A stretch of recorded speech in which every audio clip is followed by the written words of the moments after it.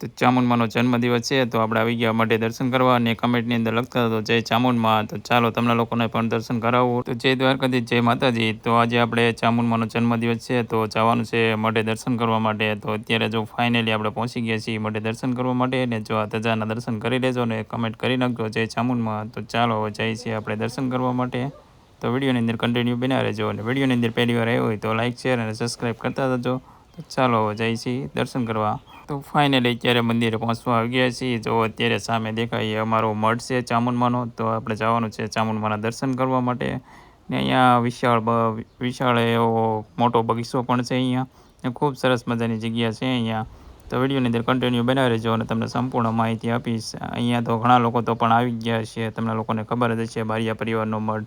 તો ત્યાં પણ ચામુંડમાનું મઠ છે અહીંયા. તો આપણે તમને કન્ટિન્યુ બધી વસ્તુ બતાવીશ, તો કન્ટિન્યુ બ્લોગની અંદર બન્યા રહેજો. તો ચાલો પહેલાં આપણે દર્શન કરી આવીએ, પછી આપણે બગીચાની અંદર ને જઈએ, પછી અલગ અલગ વસ્તુઓ જોવા માટે. તો પહેલાં દર્શન કરવા આવ્યા છીએ તો દર્શન કરી લઈએ.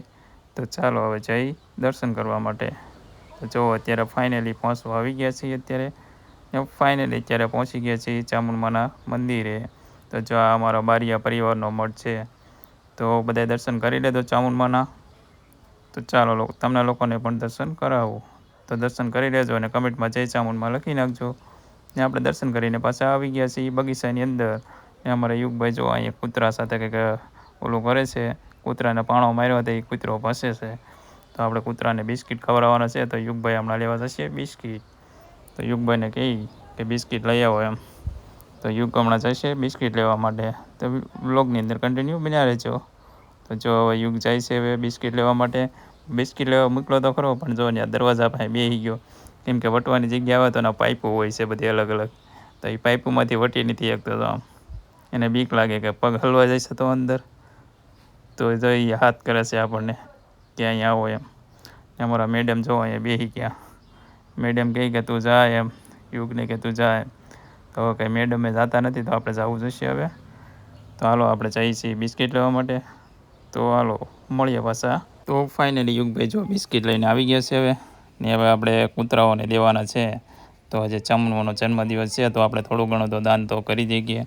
તો આજે આપણે દાન તો આપણે કરતા જ હોય ઘણી વખત. મારા અલગ અલગ બ્લોગ જોજો તમે લોકો, હું દાન કરતો જ હોઉં. આપણે દાન કર્યા વગરનું કોઈ વસ્તુ ઓલું કરતા નથી. ગમે એ વસ્તુ ઓલી કરીએ આપણે, એટલે મારા અઠવાડિયા 15 ગમે ત્યાં ગયો એટલે હું દાન કરું જ તે. તો જો આપણે દાન કરીએ જ છીએ અત્યારે. એ પહેલાં આની પહેલાં અઠવાડિયા પહેલાં આપણે પૂતળા દાદા ગયા હતા, તો ત્યાં પણ દાન કર્યું હતું આપણે. તો આપણે કૂતરાઓને ગાયોને એવું દાન તો હું કરું જ તે, દરરોજ દાન કરતો જ હોઉં. તો આપણે અત્યારે જો અહીંયા દાન કરવાનું છે બધાય. તો કન્ટિન્યુ બ્લોગની અંદર બન્યા રહેજો. ને વિડીયોની અંદર પહેલી વાર આવ્યો હોય તો સબસ્ક્રાઈબ કરતા હતો. સબસ્ક્રાઈબ કરશો તો તમને અલગ અલગ બ્લોગ જોવા મળશે, ફેમિલી બ્લોગ ને અલગ અલગ. તો આપણે હવે જો ફેમિલી બ્લોગ જ બનાવવાના છે. તો બધાય સબસ્ક્રાઈબ કરતા જજો. ને આપણી આની પછીની ટ્રીપ આપણે મારવાની છે દ્વારકા. હવે આની પછી જવાનું છે આપણે દ્વારકાએ. કેમ કે હમણાં લગ્ન આવે એમ છે, એટલે મારા કાકાના છોકરાના, એટલે આપણે હમણાં કાંઈ જઈ શક્યા નથી. પછી આપણે જવાનું છે આ 1 તારીખ પછી દ્વારકા આવે. કેમ કે 30 તારીખ 25-30 તારીખના લગ્ન છે. તો આપણે પછી જઈશું હવે દ્વારકા.